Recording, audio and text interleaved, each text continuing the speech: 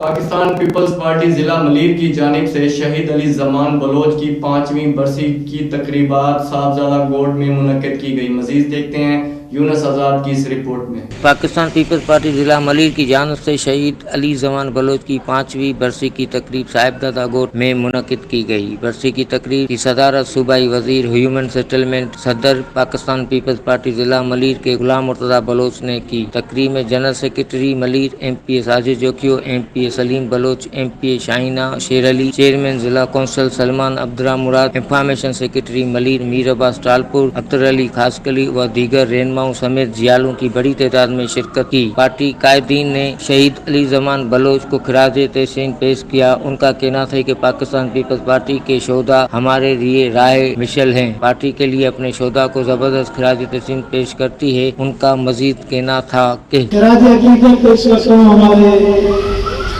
شہید علی زمان، اور یہ 5 سال کا بڑا عرصہ ہے، لیکن لگتا ہے یہ کل کی بات ہے۔